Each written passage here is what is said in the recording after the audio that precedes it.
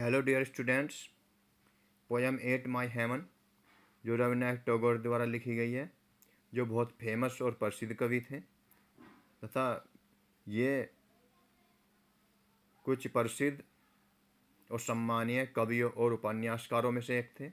इनका जन्म 6 मई 1861 में कलकत्ता में हुआ था तथा 1901 में इन्होंने प्रसिद्ध शांति निकेतन विश्वविद्यालय की स्थापना की तथा 1913 में इनको साहित्य का नोबेल पुरस्कार दिया गया। 1915 में इनको नाइटहुड की उपाधि से नवाजा गया तथा 1919 में इन्होंने इस उपाधि से त्यागपत्र दे दिया गया। क्यों त्यागपत्र दे दिया? क्योंकि 1919 में जलियांवाला बाग हत्याकांड हुआ था, उसका विरोध करने के लिए इन्होंने त्यागपत्र दे दिया और वह एक गुरुदेव के नाम से प्रसिद्ध थे तथा इनकी मृत्यु 1941 में हुई तथा इन्होंने प्रसिद्ध जो जनगण मन हमारा जो राष्ट्रीय गीत है, नेशनल एंथम है, उसकी भी रचना की। इस पोयम में ये क्या कहते हैं? ये भगवान से प्रार्थना करते हुए कहते हैं कि मेरा देश स्वतंत्र के बाद कैसा हो, लोगों में कैसे विचार हों, लोग कैसे रहें, इसके बारे में अपने कवि ईश्वर से प्रार्थना करता है और क्या कहता है, देखिए। कवि ईश्वर से प्रार्थना करते हुए कहता है, हे परमपिता परमेश्वर, मेरा देश आज़ादी के बाद कैसा हो, where the mind is without fear. Without fear means क्या होता है? बिना डर के या भय मुक्त। जहाँ पे मन भयमुक्त हो, जहाँ पे मन में किसी प्रकार का व्यक्तियों में भय न हो। आगे the head is head high, जहाँ पर व्यक्तियों का, लोगों का गर्व से या सम्मान के साथ क्या हो? सिर ऊंचा हो। जहाँ पे गर्व के साथ मनुष्यों का सिर ऊंचा हो। हे ईश्वर, मेरे देश को ऐसी आज़ादी में जगा। आगे क्या कहता है? वेयर नॉलेज इज फ्री, जहाँ पे ज्ञान प्राप्त करने का कोई बंधन न हो। फ्री मीन्स क्या होता है? स्वतंत्र। यानी जहाँ पे ज्ञान प्राप्त करने का कोई बंधन न हो, तो अर्थात उनमें ज्ञान प्राप्त करने की स्वतंत्रता हो, वे कहीं भी ज्ञान प्राप्त कर ले या कुछ भी प्राप्त कर ले, उनमें कोई बंधन न हो। Where the world has not been broken means क्या होता है? टूटा हुआ या टूटा हुआ इनटू फ्रेगमेंट, टुकड़ों में, बाय नैरो संकीर्ण, नैरो मीन्स क्या होता है? संकीर्ण, डोमेस्टिक वॉल्स, घरेलू दीवारों। आगे कवि क्या कहता है?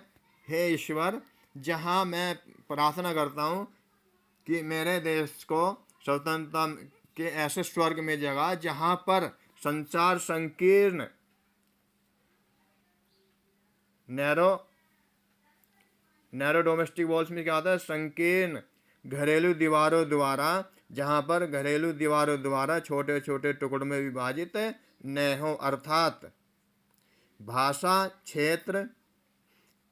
क्षेत्र, धर्म और जाति बिरादरी द्वारा समाज विभाजित न हो। हे ईश्वर, स्वतंत्रता के ऐसे स्वर्ग में मेरे देश को जगा। आगे देखते हैं।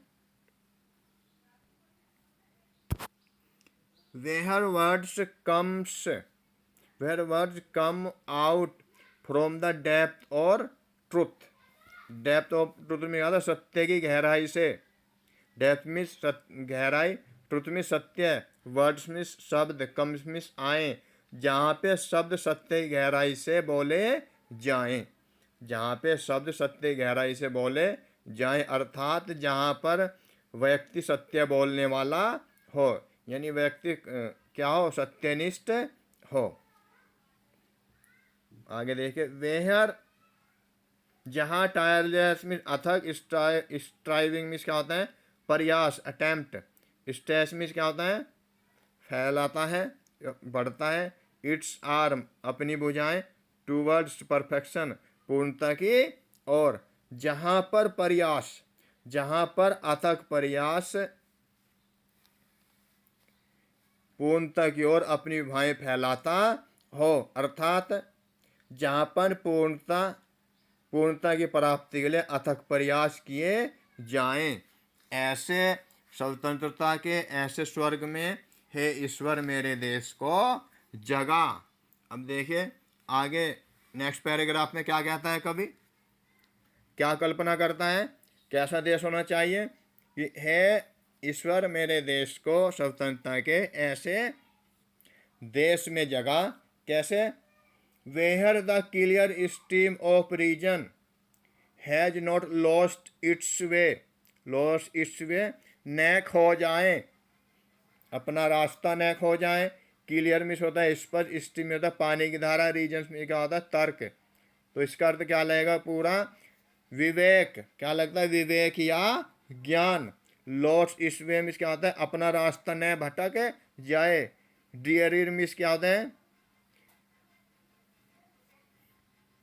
ड्रियरी में होता है अंधकारपूर्ण, डेजर्ट में रेगिस्तान, सैंड में होता है रेत, डेड हैबिट में होता है पुरानी आदतें। अब इसका देखेंगे, where the clear stream of the reason has not lost its way into the dreary desert sand of dead habits. कवि ईश्वर से प्रार्थना करते हुए कहता है कि मेरे देश को ऐसी स्वतंत्रता प्राप्त हो जहाँ पर विवेक अपने उचित मार्ग से भटककर पुराने समय की अप्रचलित आदतों के अंधकारपूर्ण या नीरस रेगिस्तान में न खो जाएं, अर्थात जहाँ पर व्यक्ति विवेकशील हो और रूढ़िवादिता को छोड़ दे। हे ईश्वर मेरे देश को ऐसी आज़ादी के स्वर्ग में जगा। अब देखते हैं आगे, where the mind is led forward by the प्रयोग हुआ यहाँ पे ईश्वर के लिए यानी you, to ever widening thought and action. Thought में जो होता है विचारों, एक्शन में होता है कार्य, विचार और कार्य। अब देखते हैं, हे ईश्वर मेरे देश को ऐसी स्वतंत्रता प्राप्त हो, कैसे, जहाँ पर मस्तिष्क या मन तुम्हारे बताए हुए मार्ग पर चलकर निरंतर विकसित होने वाले विचार एवं कार्य की ओर अग्रसर हो, अर्थात जहाँ पर व्यक्ति पुरानी आदतों के गुलाम न होकर प्रगतिशील विचारधारा के हो। एवर वाइडनिंग में होता है निरंतर आगे बढ़ने वाली, थॉट में होता है विचार, एक्शन में होता है कार्य। अब देखें लास्ट लाइन देखते हैं, into that heaven of freedom my father let my country awake. Into that heaven my freedom, my father में होता है हे मेरे ईश्वर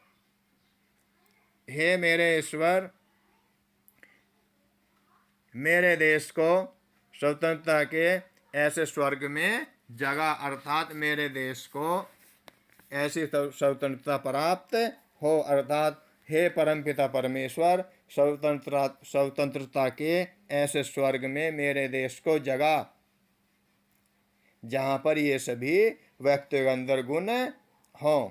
और इस प्रकार इस कविता का अंत हो जाता है। और